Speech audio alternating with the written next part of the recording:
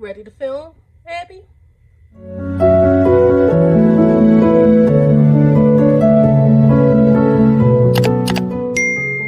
Greetings, royalty. My name is Olivia and welcome back to my realm. So let's just jump right into it. You have seen the title of this video if you clicked on it, and thank you for clicking on it. If you are returning royalty, I'm happy to see you again. And if you're a distinguished guest just dropping by, hope you stick around for more adventures in our bookish realm. So this is my August reading wrap up. I have beclowned myself severely when it comes to posting these videos. And so I am going to try to keep this short and sweet so you all see this in September, early September, right after seeing my August reading wrap up because of the clown activity I just talked about, and then seeing the very next day my September TBR. So let's hope that all works out. And sorry if you hear my dog chewing on a bone, the rasp in my voice because I am so sick, or my refrigerator / cooler in my room going off that holds my drinks. I decided because all the other videos were filmed in this setup, my reading chair inside of my bedroom, I would do this video in here just for consistency's sake, which has a lot more noise than my home office / library, though also because my home office / library is a mess right now. So, you know, so yeah. I have already talked a lot and not about books, so let's get to this August reading wrap up. So last month, today is September 2nd, so to give you some context when I'm filming, last month I read 6 books, which was lower than my average, but that's because I mostly focused on NetGalley comic arcs that I had, advanced reader copies of comic books given to me from different publishers. So that's also why I don't have a huge stack of books like I usually do, because I only have 2 of those books in print that I read last month. And that also means the total books I've read so far this month goes up to the sum total of 78, which feels really insane to say given that I just came off a years-long reading slump because of various things that happened in my life that I feel like I talk about a lot in these videos, but because I have once again beclowned myself this entire year fighting for my life, I have recorded a ton and have not uploaded a lot of those videos. So once they all start getting uploaded, if I sound like a broken record, it's because I haven't spent all those hours editing and then self-censoring so I don't say the same things over and over and over again in these videos. But anyway, I'll just say it again for prosperity's sake, given the fact that I haven't uploaded many of those videos. I went through trauma related to a house fire and then general pandemic trauma and then some other stuff happening. And so it really like damaged my ability to read. I'll be quite honest. As someone that has been a lifelong reader, it was very traumatizing, I guess, to not be able to pick up a book. So 78 is awesome. I can't wait to hit my goal of 100. And then at the end of the year, just basically give you all a little rundown of everything I've read. If you want to kind of get a taste of what I've read so far this year, check out my mid-year book freakout tag, my very first one I've ever posted on BookTube, and you'll get a sense of some of the books I've already read. But with that, let's jump into the August books because my dog, Knox, is mad at somebody outside, existing.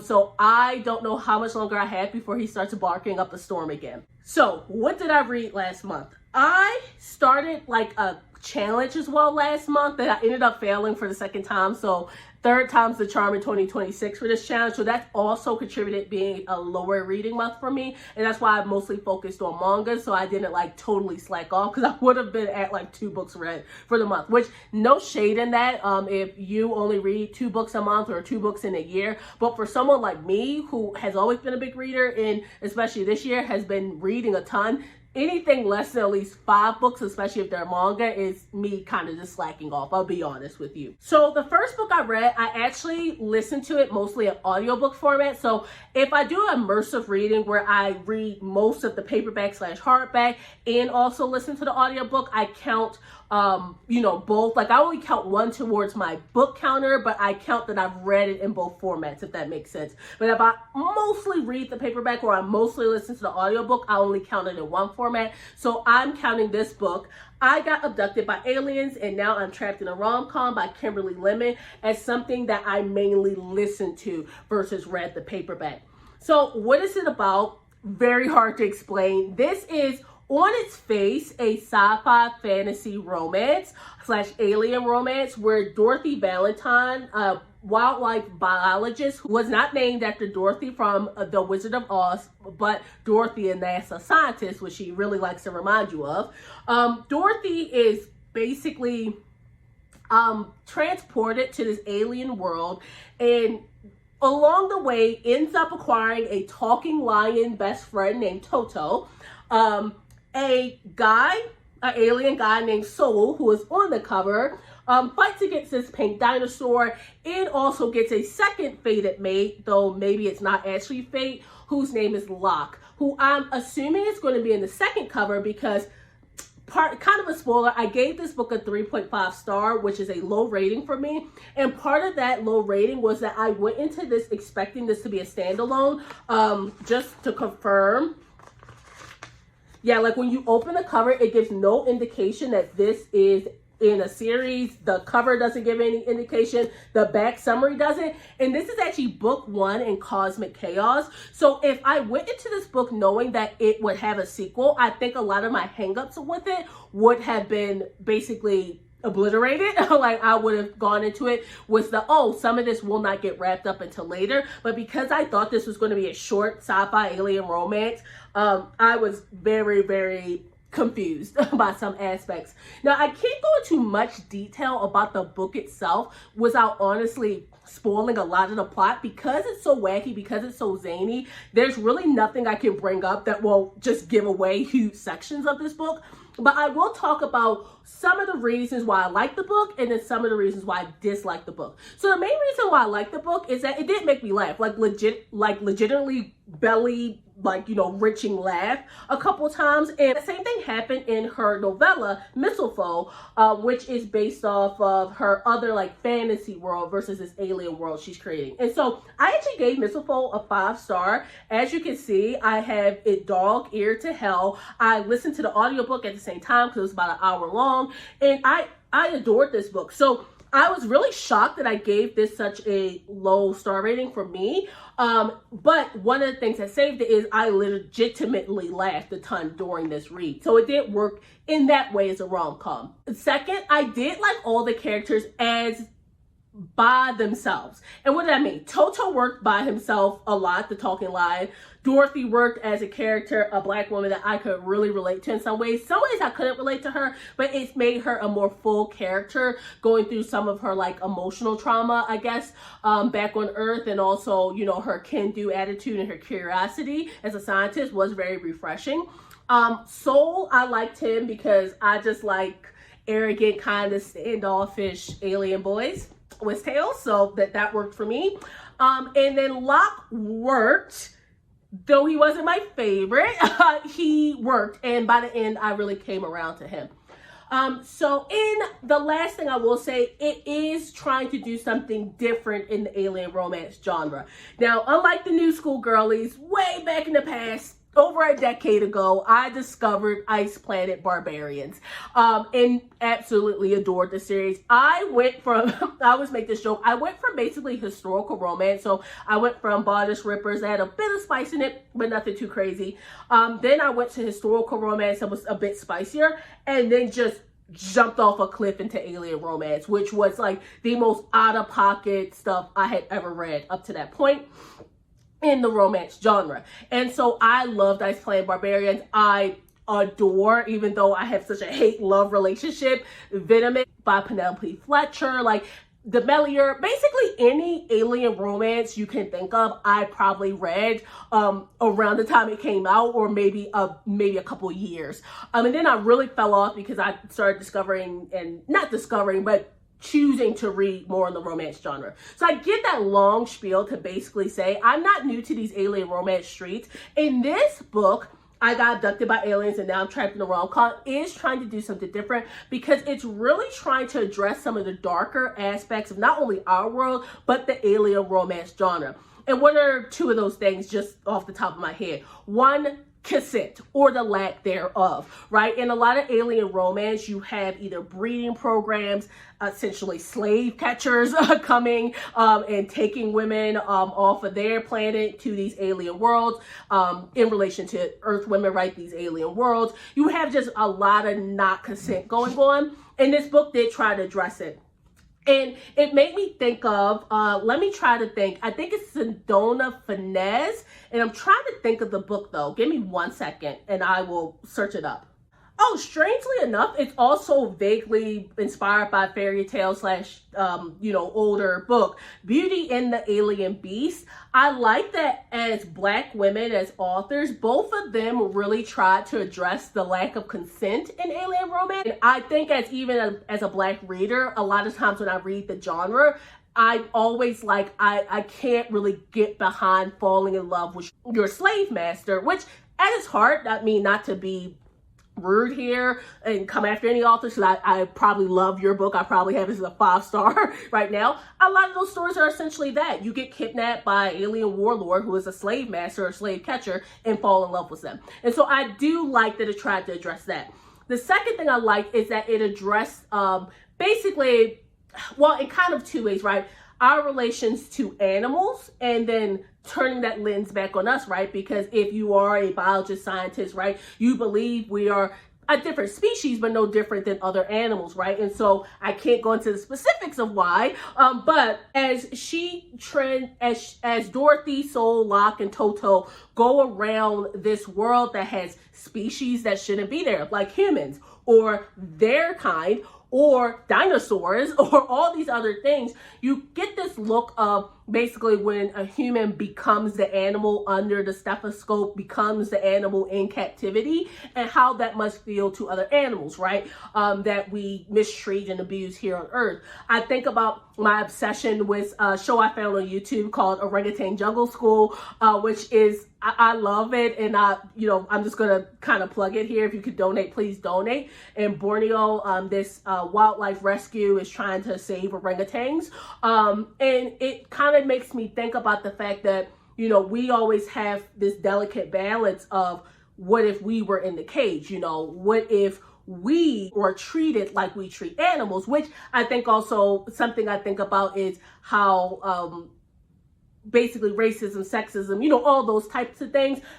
dehumanizes humans. But what is dehumanization? It's being treated like an animal. And so in this book, you kind of get a taste of that. I feel like that was real, high level compared to what this book is trying to do. But I do think the author was trying to address that in this book. So I did want to bring that out. And then also the fact she does bring up a bit about corporatism, basically how corporations are ruining the world and bureaucracy and corporations, and I guess you could say capitalism, even though they're not capitalist societies in these different universes.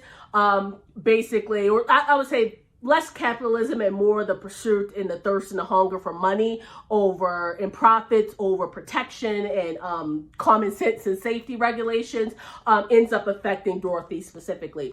So I know that all sounds very highfalutin and not all that concise, but I think that kind of leads into nicely some of the things I disliked about the novel. Primarily, she was trying to have really big conversations in what is, I'm going to be honest, a smut romp. Like the amount of times in the most illogical times that they all get together in a spicy way. And then you get thrown this bone about what I just talked about basically. And you're just like, what is this doing here? It just didn't feel like it fit on top of all the mishmash of genres that was going on in this story. And so I felt like she really wanted to tell a much darker tale. But one, she's known for rom-coms. Two, she is a rom-com author. I have heard Mead and Mishaps has a bit of that, we're just going to throw in something really dark and laugh about it, ha ha ha. But I felt like, at least to me, being this is the longest work I've read by her, it really didn't work, where I could overlook some things in Mistletoe because it was shorter than even a novella. In a novel length work, I was like, we really should be addressing this, and it just wouldn't be addressed. Or it would be addressed in a way that really didn't make sense to me. Because, for example, take consent, which I thought was a positive. but then the relationship dynamic had a lot of this almost BDSM undertone to it, but not in like a consented sexy, like yeah, baby girl, you're gonna do what I say. I don't know like how to explain this and not get banned off of YouTube, but like it was like the things that were good were also what was bad about it. I liked that it was doing something different, alien romance. I also hated that it was doing that because alien romance is not the vehicle genre to be doing some of the deep conversations she was trying to bring up, right? I like the fact that all the characters by themselves were really interesting. I feel like together, they kind of didn't work. But they kind of didn't work because I expected this novel to be wrapped up by the end of it, right? And then last thing I could kind of say, dislike, it all relates to the likes really, which is doing something new in alien romance, addressing consent, addressing like some of the darker aspects, some of the feelings of being an animal, etc. And what does that actually mean in relation to humans? Another thing is that at the end of the book where I really felt like stuff fell apart, like I was really like vibing with it, and then by the end I was like, ooh, like this didn't stick the landing for me, was the fact that another abducted woman is introduced. Her fated mate Bond is like legitimately the worst person alive, and I felt like that kind of obliterated all the talk of consent that was in the beginning of this book. Like I was like, what the heck, what is going on? The fact that I was trying to do something new was alien romance, which is not that new. I mean, they've had menages and all types of polyamorous and reverse harem alien romances out there. But I felt like this book was trying to do something new and different, even in that relationship dynamic. But it felt kind of wacky because, like, on one hand, at the beginning, I thought Locke and Soul were like ex-boyfriends. Like, the way they talked during the spicy scenes, I was like, oh, okay. Like, even words like our mate, they're like basically implying that Locke implying Soul was his mate too. And then that just kind of gets brushed over and then kind of brought back. So all that to say, I'm talking a long time about this book because it was one of those books that I really expected it to be a 5-star. And so it did disappoint me that it wasn't a 5-star. But with that said, I think I've ranted enough and I can't really, like I said, talk much about the plot because I'll just spoil huge amounts about the plot. But that said, would I still recommend it? I would say so. Just go into it knowing that everything is not going to get wrapped up. Am I going to buy the second book? Because you see I have a print copy. No, I'm going to read it at my library. Especially because next year I'm trying to do a no buy on physical books anyway. So don't really have an incentive to pre-order either. And I'm hopeful that by the second book, these two together will basically bump up the star rating of the overall series. But yeah, that said, I was kind of sad. And so I started off the month kind of on a slumpy book, which was Spelling Danger already. Last thing I want to know about this book is that I did read it for HERCAD, the hardest reading challenge you'll ever do, specifically for a prompt where you read 5 books in the subgenres of a main genre. So my main genre is romance, and I Got Abducted by Aliens, and now I'm stuck in a rom-com by Kimberly Lemming for my sci-fi/alien romance subgenre prompt. Okay, so that one took a long time because it also is one of 2 novels I read this month, so it had a lot more going on. And so the next one should be a little bit faster. So next up we have the Yakuza in his Omega Raw Desire, art by Kiichi Kojima and story by Chizu. This one, it was 3.75, and the reason being is because it did the job. It was what it is on the cover. It did not shock. It did not surprise. It was very, very predictable. It almost read like an Otome game where Nikura Wakano, who is a failed romance author, ends up, by means that makes absolutely no sense, becoming an investigative journalist. He is an Omega that presents late in life. It's an Omegaverse, by the way. If you don't know what Omegaverse is, don't look it up. If you know what Omegaverse is, you know what we're getting into. Tatara Kunimitsu, who is an alpha lord of this like Yakuza crime family who runs a bunch of bars and employs a bunch of Omegas, is apparently really popular with Omega women. And Wakana is sent undercover as a hostess to get an interview with the Yakuza, who has a heart of gold, by the way, and loves cats. I really can't say much there's a childhood friend that ends up being a douchebag. There is a super fast romance that barely makes any sense, but hear me out, it's a fated mate bond.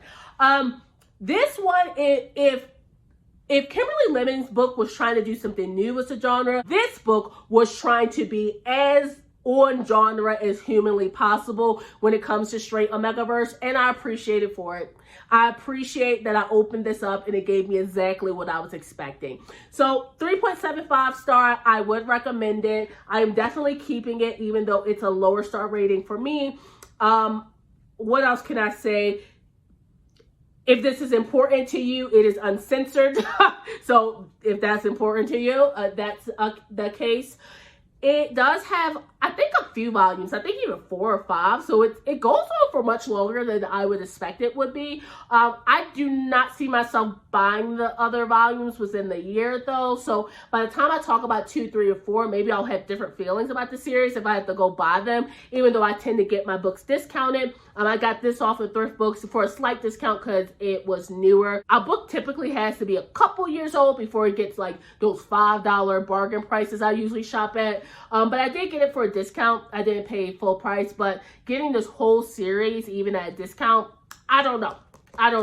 It was what it was. It was exactly what it said in the can, and I appreciate the book for doing what it did. I read this book also for her, Kat, for the basically you complete another reading challenge prompt.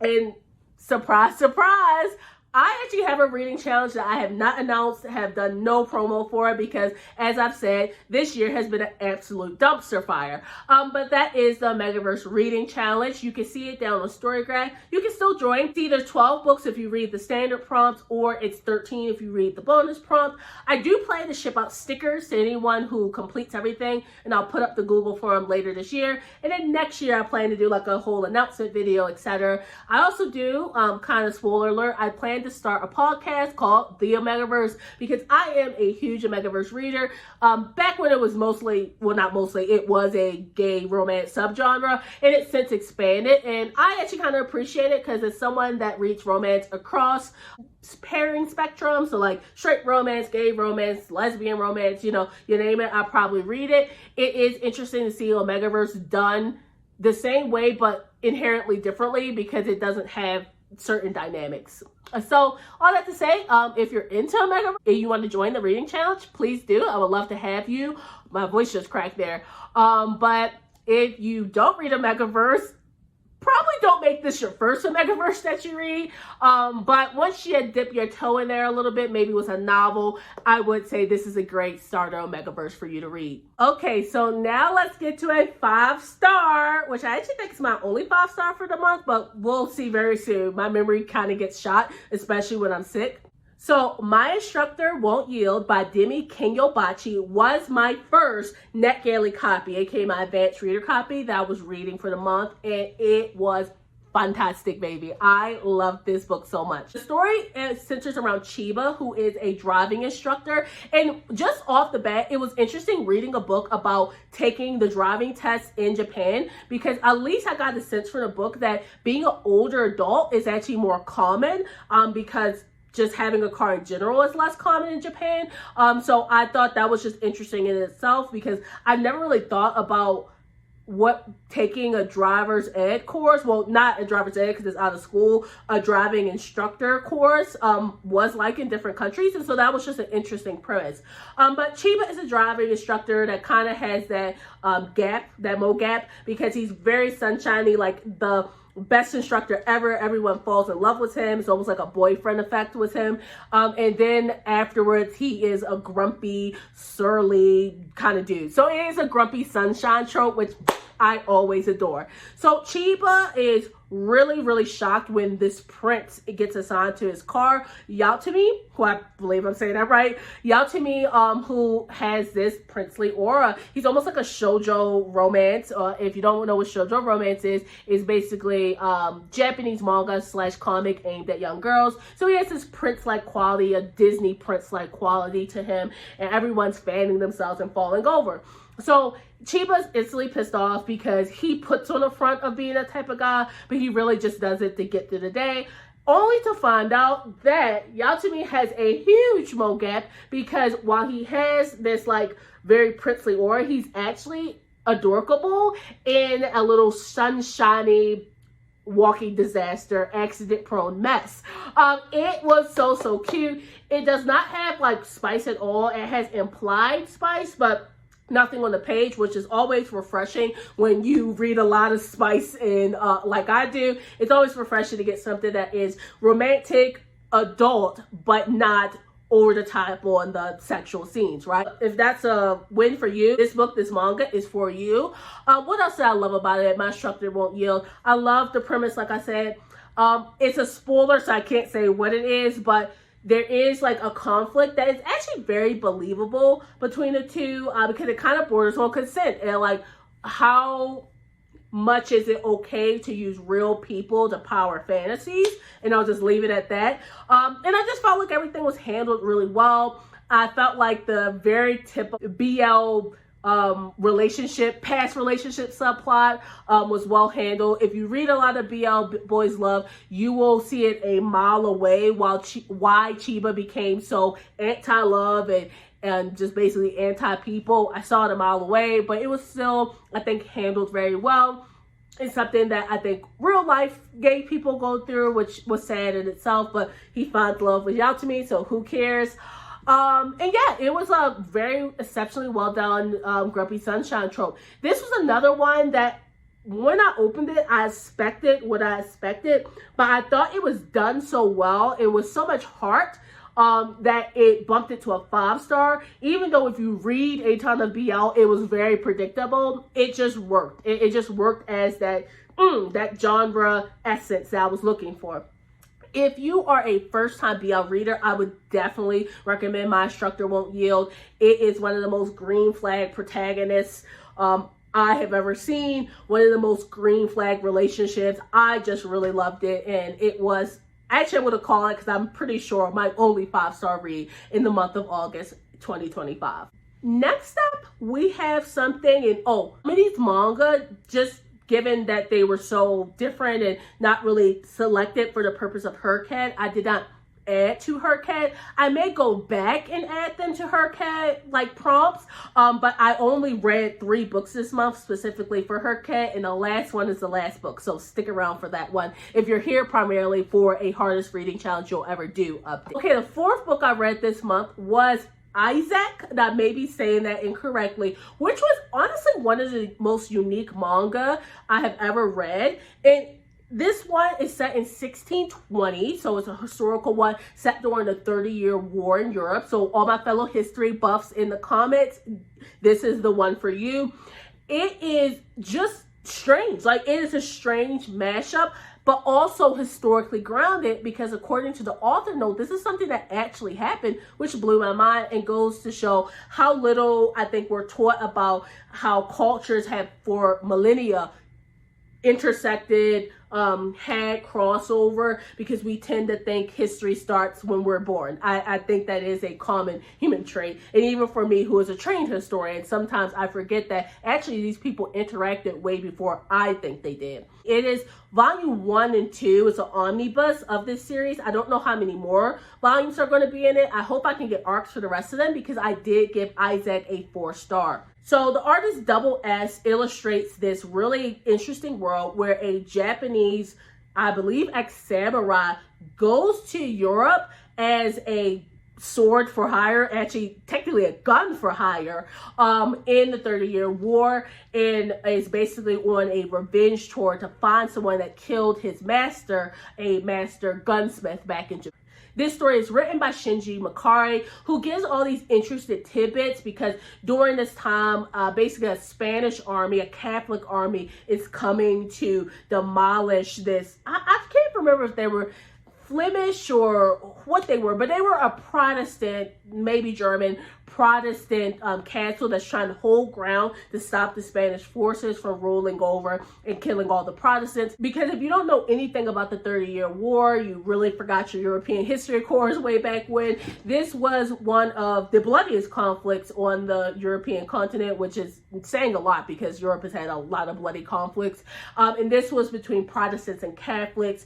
If you don't know anything about that, basically in the Christian religion around this time, there was a split from the Catholic Church. That was the version of Christianity. Obviously there was like the Ethiopians, etc. But you get what I mean. They were the big dogs. The Catholic Church and Protestants split off with Martin Luther's decree, basically saying a bunch of reforms needed to happen, yada yada. 30 Years War is one of those conflicts, one of those religious conflicts between two Christian groups, the Protestants and the Catholics. The Catholics ended up winning the 30-Year War, but it caused famine. Millions of people died. It was pretty dang bad.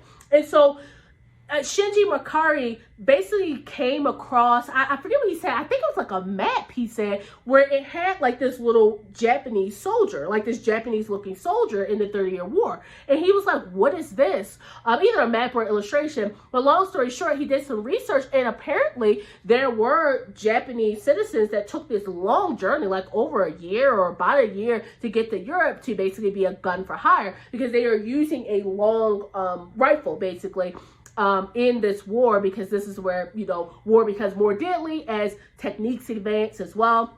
And back in Japan, I can't remember if it overlaps specifically, but gun warfare becomes really big in Japan as well. And this is before, like, when you get like the machine gun and everything during the Civil War that really made war just devastatingly horrific, World War I, etc. But it is when war becomes even bloodier, basically, as weapons improve. And this is kind of happening in Japan as well. So anyway, it was just really interesting as a historical work, right? Of historical fiction, right? It has a very questionable scene at the beginning where this young girl is almost assaulted by these vagabonds, basically. So I just want to kind of put that out there because I was not expecting it. And then the rest of it is very bloody. Like, there's a war going on. They're sieging like this castle, right? But I just wasn't expecting that. So if that you're really sensitive to that, I would say maybe skip those few pages. Is like 2 or 3 pages in the beginning, but then afterward it really focuses on battle strategy, fight scenes that were really well illustrated. Shout out to Double S, and some really cool play between swords and guns once Issak, I believe is his name, starts fighting solo near the end. So it was really interesting. I really do want to get the next omnibus. I don't think I will pay for the omnibus, so I'm hoping I can get the Net Daily copy because I didn't see it on Kobo Plus. I read most of my digital manga, but either way, I would recommend it. I just want to get that slight caveat because I don't know about you, but when something is drawn, sometimes it's more visceral for me than when something is written. And so if you are sensitive, I don't want you to just open it up like I did and then within 5 pages go like, whoa. Now nothing happens to the girl, thank God, and she kind of serves as like this kind of buddy to Issak, and like kind of giving you the European side because he's bringing that foreigner side as a Japanese man in Europe. But yeah, I do want to bring that up. But I do recommend it. I gave it a 4-star. Did not read it for anything in Hercat, similar to didn't select anything for Hercat for the last book. Instructor won't yield, but maybe in the future I will put it on one of the prompts. Okay, another art copy, and the last book is also an art copy, but we're on book 5 for the month, and that is Love for a Walk, Volume 1 by Nuria Sanguino. I hope I pronounced that right. I gave this a 3.75 star. I did not read it for anything in particular because the very next book also involves pets, dogs specifically, and I used that for the prompt on Hercat. But Love for a Walk is a romance graphic novel. I believe it was a Webtoon original. I don't know if it's complete or only season 1 is done, putting the webcomic into print. And so it has some of that going on, because when you look at the paneling, I don't know about you, but if you've read manga for a while, royalty, distinguished guest, I think you kind of get a flow of how it should look like. It's like when you open up a comic, like an American comic graphic novel versus a manga or a manhwa, like you can tell, or even like sometimes European comics, like it's paneled a little differently. Like there's a lot more use of negative space or a lot more use of XYZ. And Webtoons are paneled in such a way that when they get transferred to print, it's always tricky. And I feel like this, I don't know who the publisher is, but they did a good job. Maybe it is Webtoon, but they did a really good job, because I didn't feel like it was a Webtoon until I got to one particular scene. I was like, I think this is probably a Webtoon, because I don't do my research when I get these books. I just be clicking on that gaily and seeing if publishers will give it to me if I like the genre. Did some research, found out it was a Webtoon. So that long rant to say, I think it transferred very well to a more traditional comic format. The basic premise is Pam is a modern office woman, go-getter career woman who works at a dead-end job. I think a lot of people could relate to that. She has a, feisty best friend, and that helps bring some joy to her life. But her main source of joy in her life is her Doberman, who is a very bad boy named Bob. Now, I hate the name Bob. I don't know why she named her dog Bob, but this Webtoon has a tradition of bad dog names, because one day, while scalding Bob for destroying the apartment when she was away, Tyler, her neighbor, who is this brooding guy who smokes, wears socks with slippers, and basically seems to have a really persona because he has a bunch of tattoos, including a bunch of paw prints on his neck, comes over and basically is like, you need to get that dog in line. He owns a Shih Tzu named Tequila. So, he can only talk so much about how she raises her dog. But long story short, in a convoluted and nonsensical way, Tyler ends up becoming a dog trainer for Pam. And you learn over time that Tyler overheard Pam and her ex-boyfriend fighting about the Doberman. Her ex-boyfriend is a literal piece of trash who is titled Voldemort X in her phone, after the famous villain. And yeah, he is actually a piece of trash.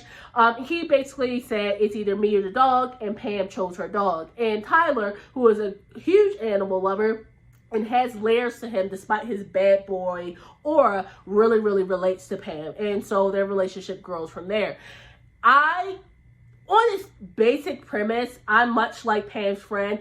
Could never be me giving my house key to a random guy that lives in my apartment complex. So the series would never start, because that would never happen. But that said, if you can get over the illogicalness of that, I feel like it really worked as a story. Like, I felt like it was two opposites attract again, a grumpy sunshine pairing with Pam believing in true love and Tyler having some messed up relationship history.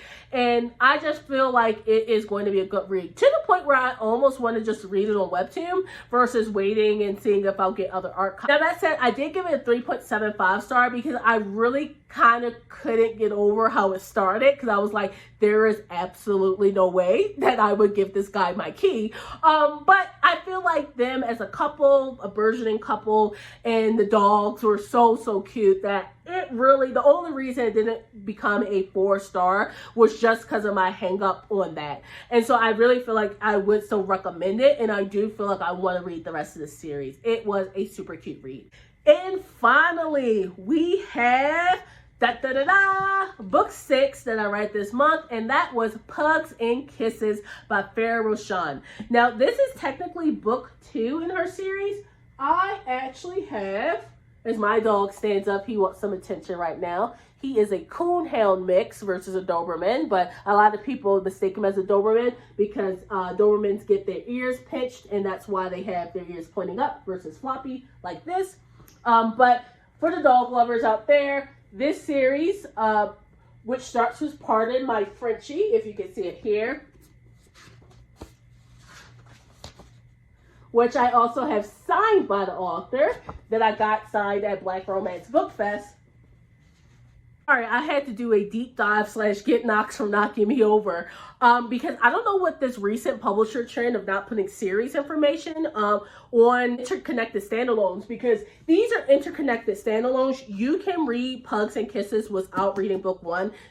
For sure, I did it, right? I'm going to read book 1 shortly, but I feel like you should just put series information. I know that scares some people to commit to a series, but it's actually very, very much a struggle for me who likes to keep track of series. So anyway, Pugs and Kisses is book 2 and doggone delightful, a series of basically women down in the Louisiana, New Orleans area who end up either loving a guy who is really into pets or is in the pet profession and is paired up with a guy who loves pets. So book 2 in the series, Pugs and Kisses, follows Evie, who is a veterinarian who has horrible conflict with her parents, who are in a loveless relationship and who are both doctors, her mother being a heart surgeon, and very disappointed that her daughter Evie did not also become a heart surgeon, even though she did become a doctor, just of pets. She has the worst luck ever in the first like 3-ish days of this novel, because basically her ex-boyfriend cheats on her in her house, in her bed, with some random. So it starts off horrible. She ends up having to visit an old sanctuary that she went to as a a vet student, trying to recover from that, ends up adopting a dog named Waffle, which, by the way, I Got Abducted by Aliens and Now I'm Trapped in a Rom-Com, Waffles is actually slightly very important to the plot as a name, and so I felt weird synergy this whole month with it being either pet lovers or like titles and names popping up across books, and Waffle was really important to the first book I read this month and important to the last book, so it's a coincidence I wanted to point out. So anyway, she adopts a dog only to then run into her ex / not really ex, more like a summer fling, Bryson, who is a world-renowned veterinarian surgeon. And yeah, hits the fan from there. This was one of those rom-coms where I really don't feel like it was rom-comming. Like, it felt like your typical other man drama, other women drama, contemporary romance, very messy, and I eat that up. I love that. So it worked for me. But if you're going into belly laugh a lot, I laughed, I want to say 3 times reading the novel, which is really good. But I went in expecting a rom-com and I got some drama, some mess. And I loved it. But I'm just saying that is a fair warning to you if you start the series. I felt like Evie and Bryson really worked as a couple. It was good. I liked a lot of the conflict. I love the dogs. The dogs are so freaking cute. Because Bryson, of course, has a dog as well. A beautiful Papillon, whose name is escaping me right now for whatever reason, but her butterfly ears are so super cute. I love like how much you could tell the author loved the city and really put a lot of the city in the book. And some people, this might be controversial, I loved how she brought up the pandemic. Like, I do not want us to Spanish flu the pandemic, and so a lot of people feel like it takes them out of the book, but we should not forget how much this has changed the world, because a lot of our current situation is because people want to regress to some past that was never really the past, and I'll leave it at that. But I do actually like that she mentioned the pandemic and how that also changed the city as well, because I feel like so many books that are set in the contemporary era gloss over contemporary facts. It's much like I have a bone to pick with historical fiction that picks a historical setting and just pretends that it's Leave It to Beaver for some reason. So I feel like it really worked in that sense too, as a contemporary romance. And then the only other thing I will say, at like the 90% mark, because I listened to this as an audiobook for NetGaily. I got an audiobook copy of the book. I just feel like the 90% mark, something happens that almost made me give this book a 2-star. Like, that's how bad it was. I do not feel like it was wrapped up that well, but I do feel like I still enjoyed the book enough that I really couldn't justify anything lower than a 4-star. So won't say much because, once again, what would that be? A spoiler. And I know some of y'all are very sensitive to spoilers. I understand. But yeah, I could not, like, if I do a deeper dive of the book, I'll talk more about it. And then obviously on Storygraph, because I got an art copy, I'm obviously going to post a long review, because if I get a free book, I'm always going to post a review, unless it's like really, really bad, because I just feel like that's a disservice to the author and publisher. But if it's a decent review, I'm going to post it, because I mean, that's the whole point they give out the books for. But yeah, what happened at the 90% mark almost made it a 2-star read, which was unfortunate because, like I said, I enjoyed a lot of the book. I felt like it was just enough spice. I loved that it was dual POV, because one of my hangups was what is it? It's Etta Easton's book. Oh my goodness, it's not Love Simulation, because I haven't read that one yet. It is The Kiss Countdown. The Kiss Countdown. I really wanted to hear from the male perspective so much in that book, and so I really like that we heard from Bryson so much in Pugs and Kisses. But yeah, I just that ending was and I really didn't like, both of the characters suffer from an inferiority complex. Evie, because of her mother / family, being the black sheep of her family, and Bryson from growing up, I'm assuming in like a poor neighborhood. I don't know too much about Louisiana, but I'm using the context clues to say a poor neighborhood and being around a bunch of stuck up rich people. It's kind of a little bit of a income gap, the eternal conversation of, do you need to be equally yoked in finances to be a functioning couple? And I feel like they both suffer from that. But Evie was very forgiving of her mother for years of like emotional abuse, in my opinion, and very not forgiving of Bryson for being just like her. And so that also kind of pissed me off a little bit. But that was much more understandable, because I'm a girl's girl. I support women's rights and I support women's wrongs. And so as the heroine of the story, if some of the things that happened near the end happened to me, I would react just like Evie. But as an outside viewer, as a reader of the story, I was like, girl, you're literally Bryson. Like, you're literally Bryson. Like, how are you mad at him right now? But if I don't get mad at a character, if I don't feel deep emotions for a character, if I don't love what they do, hate what they do, cry about what they do, laugh about what they do, I typically don't care about the book. And so the fact that I felt that emotional about it also justified the 4-star, because that means I actually enjoyed the story and enjoyed the characters. So yeah, I can't wait to read, pardon my Frenchie, so I can see more about Buckingham Palace before it became a thing, which is like a doggy daycare that's very famous by the second book. But obviously, having not read this one yet, I want to read that. I do have a bit of Damage's copy. Unfortunately, that is a signed copy. But if I ever see the author again, I definitely want her to sign Pugs and Kisses and get it in print. Just not in 2026 unless someone gifts it to me, because that's my rule. I don't want to buy any more books, because I have a huge library that I need to get reading after my years-long slump. Last thing I want to say about Pugs and Kisses. I did read this specifically by the skin of my teeth. Got it done for her cat for the secret prompt. QWERTY, at QWERTY, I can link her channel below, her announcement video. She has secret prompts that run from the 7th of the month to the end of the month, it seems, every month so far. And the channel started in July, so we've had 2 secret prompts, and each of them have been very interesting. The first secret prompt was to read a book entirely outside, and this secret prompt was to read a book with a pun in the title. So Pugs and Kisses is obviously a pun on Hugs and Kisses, and I had to the 31st to read it, and I literally finished it at like 11 p.m. on the 31st. Like, I'm not joking when I say I got it done by the skin of my teeth. And yeah, so I read it for that. When you read a secret prompt book, for the Her Cat rules, you get to pick 3 prompts to knock off versus only 2, because you can double up for everything. But I'll just say the main prompt I read this for was a prompt that says that you have to read a book with a house pet on the cover / features prominently in the book. And obviously a book about vets that also own dogs is a lot about house pets.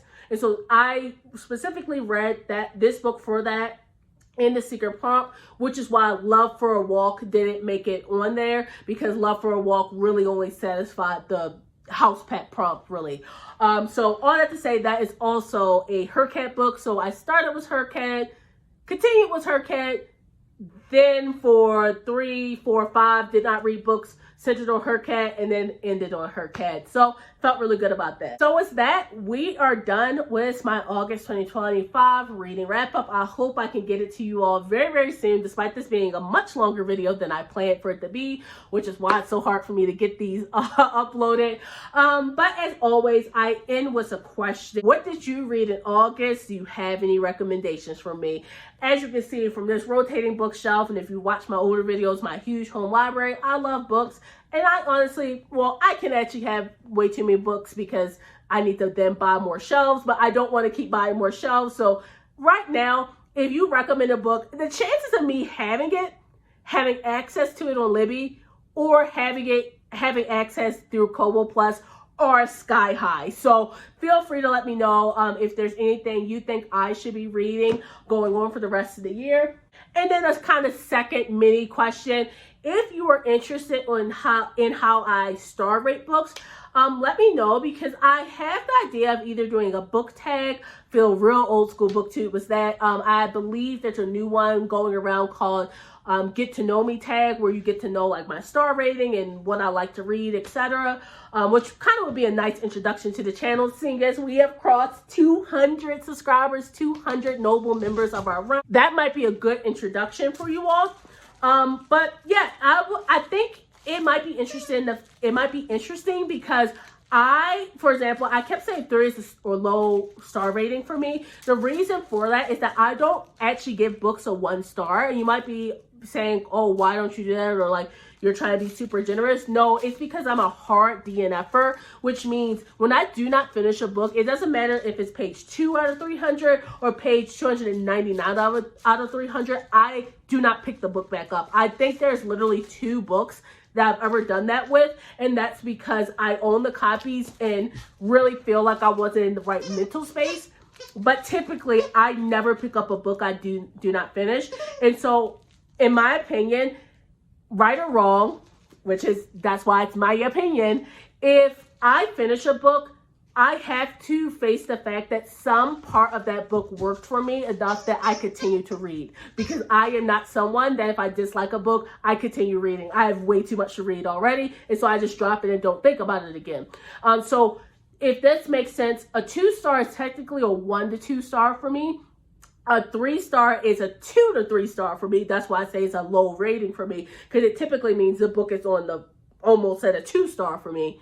A 4 star is between a 3 and 4, and then finally a 5 star is a 5 star read for me. So that little teaser would be it's a little taste of what would be a much longer yak session if you're into that. So also let me know in the comments if you want me to do the Get to Know Me tag, or if you have another tag that would be interesting, because I really do feel like I need to reintroduce myself pretty soon, because there's a lot more nobles here in our bookish realm. So with that, I am going to say farewell for now, and I'll see you next time. Bye!